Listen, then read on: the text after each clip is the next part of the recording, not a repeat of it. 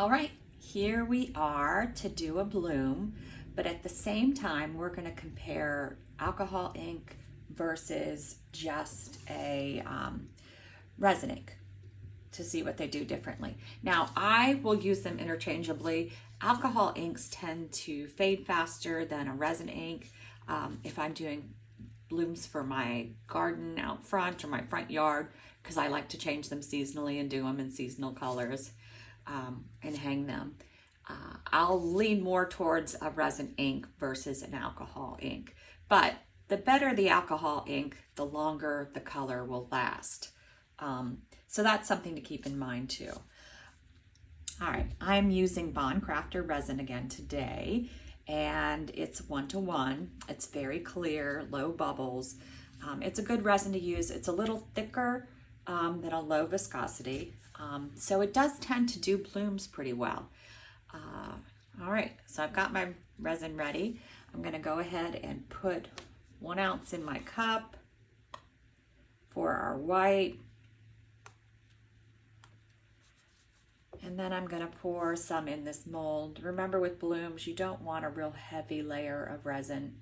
So you sort of want it to do some of the work and walk to the edges on its own. And I already forgot a baby wipe. I feel like if there's anything I forget in most of my videos, it's a baby wipe. So I had to get one out because once I pour these cups, the resin spills everywhere and it drives me nuts. All right, so let's prepare our white.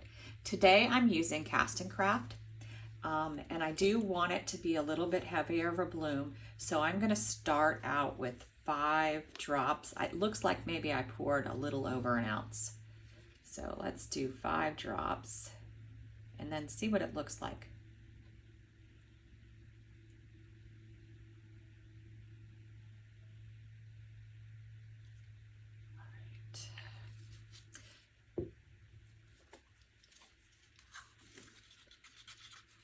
Now I want it to be not a gray white. I want it to be a little bit whiter. Remember, we don't want too solid of a white. It's a balancing act, really. If it's too grayish or too see-through, then your blooms are too wispy. And if it's like a solid white, then your blooms are heavier and could be blobby. It just depends how you pour it in. All right, let's see what we got. All right, I think this, for what I want, might be a little too light. Do y'all see that? It comes off the stick fast, and you can see the stick really quickly. So let's do, we don't want to go crazy. I'm gonna say just 1 more drop.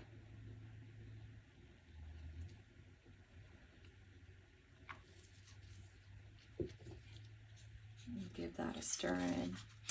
Also, I am going to be adding some shimmery because, you know, I just love it. Get that mixed in real good, and we'll see if 1 drop made that big of a difference. I could go 2, but I don't want to add too much. I already feel that my resin's warm in my hand, so we should be getting to a good temperature. It did take about 20 minutes to warm up because my room is kind of cool this morning. Oh, I think that so let's look at it again. I'm gonna go 1 more drop. So now we're at 7 drops, but I did have a little over 1 ounce, so maybe that's why I need so much today. And I say that's Cast and Craft is what we're using today. I wasn't sure.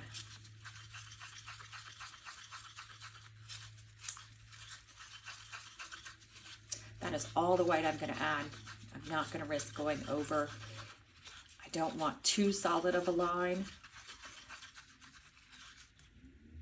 We're going to go with that. All right, now we're going to add our shimmer in there from Laura's Art Corner, the gold.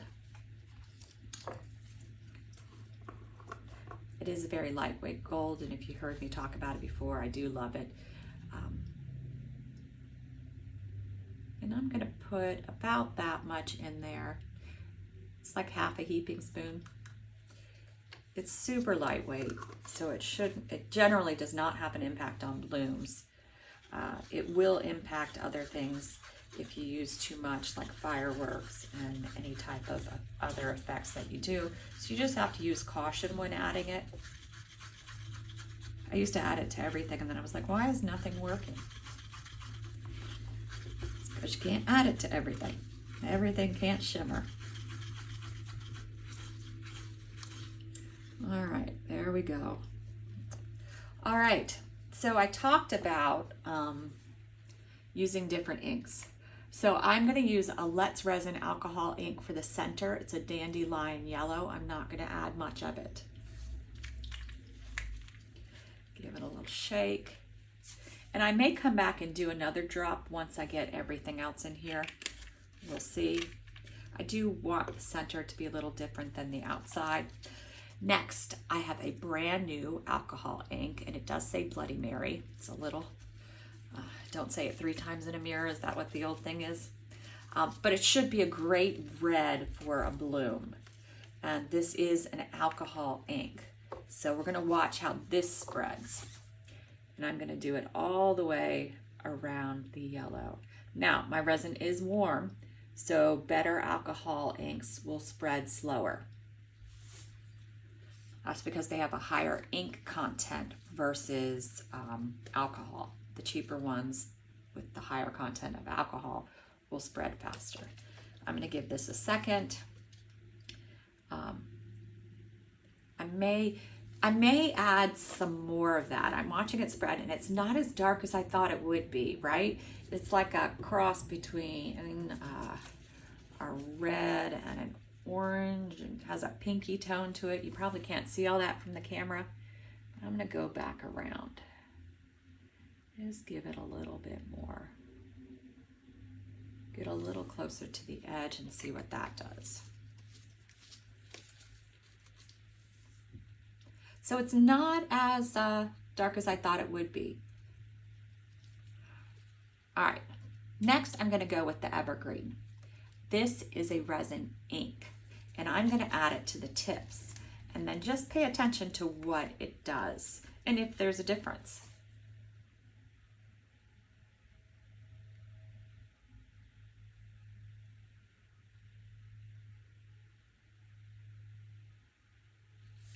So you notice it does essentially the same thing an alcohol ink would do, but it's gonna do it at a slower, thicker pace.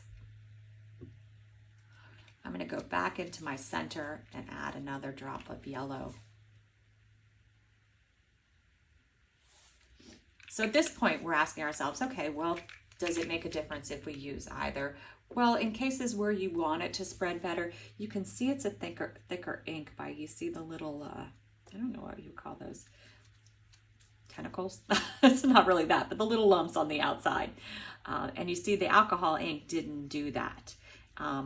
That's because the regular ink has a harder time spreading. And sometimes using the regular ink, I will have to do more spreading with a tool, but this is exactly like I want it to be, so I don't have to do that. All right, now we're gonna go ahead and get our white into our piping bag. I am using a piping bag because I do want to try to get up into the little points, and it's just easier than just bending a cup and pouring it in. If I just have a circle mold, I could just bend the cup and pour it in. All right. I have an 8-inch piping bag and a 6-ounce cup. Just trying to get it down before I start tying, and then I'm just gonna twist, twist, twist. And you can get these bags on Temu, Amazon. Don't pay a lot for them. I forget how much they are, but they're pretty inexpensive. All right. And you see our resin ink is still spreading too, right? It's still pushing the inks around. All right, what do I do with my scissors? Stuff all over the place. Now I'm gonna just snip a little point off. That might have have been too little. Sometimes I do that. Some days I got it the first time.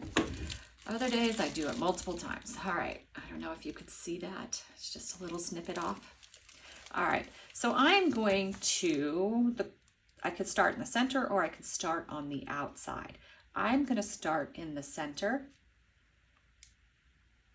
or what I think is the center from sitting here.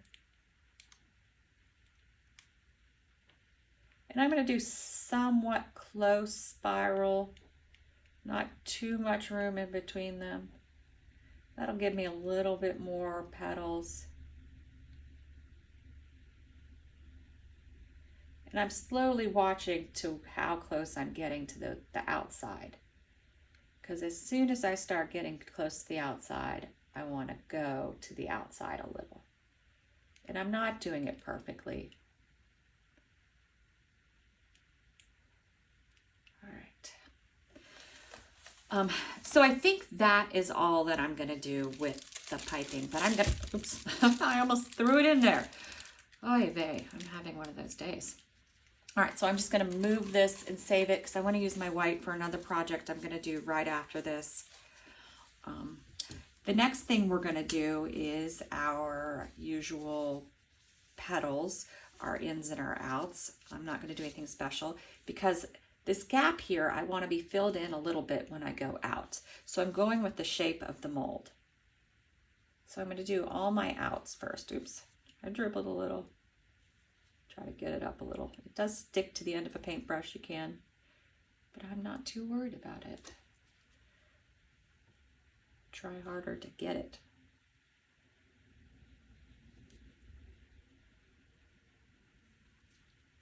Remember, don't push down too hard. You don't want to scrape your molds.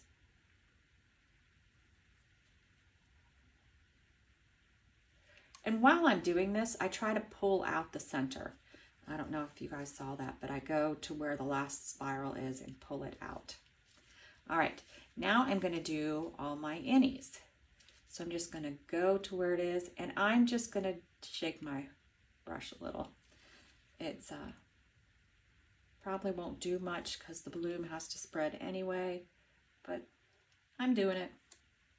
Sometimes I shake a little more than others.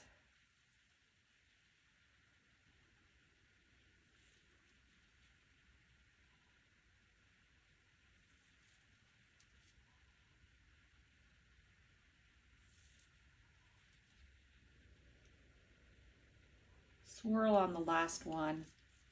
So what I did is when I pulled this one in, I went ahead and swirled around. Now I'm just going to make sure, because I have other times missed, so I have out, out, out, out, out, out, out, out, in. I know it seems silly, but it really stinks to get the perfect bloom, and then you look at it and you're like, oh wait, I didn't do a line there. All right, last and not least, a lot of times I'll just leave it like this, but I got some new red stones and I think they'll actually look cute with this. Is that, you know, I wasn't sure because I thought the red was going to be deeper and darker, but this red's probably perfect for this. And I'm only going to grab like a third of my little scoopy and dump those into what I think is the center. I didn't even use all those. I like to do just a little bit because they tend to spread a little bit. And let's see, maybe I'm not quite centered, so I might drag a little to see. And, you know, sometimes I'll stand up just to see how I'm doing with my center. All right, that looks pretty good, right? The color looks good, so I think it's going to be a positive bloom. Now we'll just wait. I am going to hit it with just a little bit of heat, not too much. This is a very thin mold. If you hit it with heat for any period of time, it will melt your mold. I used to have two, now I have one. Well, I know I don't need to share all my secrets, but I do. So I'm just going to go real fast. All right. Because where you drag your paintbrush, you might have a bubble at the end. But it looks like I got them all now. Looks like everything is moving along. So I will come back and back it. I may film it, I may not, I don't know yet. I'm on a kick with light colored backs right now. So I'm thinking I might use a light color back for this, but we will see. We'll be back in a bit. We are back to see how this came out. Oh, looks cool through the thing, doesn't it? I opted to back it with this, which I used pretty much all day, chiffon pearl marblers. I probably could have put some white paste into it to make it a little darker, but let's see how it came out. Let's see. And we want to check those two types of inks that we used to see if we can tell the difference. Oh, wow. That came out really nice. It's kind of Christmassy, sort of looks like a poinsettia type flower. Oh, and I think the light background is fine. I don't think you can tell the difference between the two inks. Just absolutely gorgeous.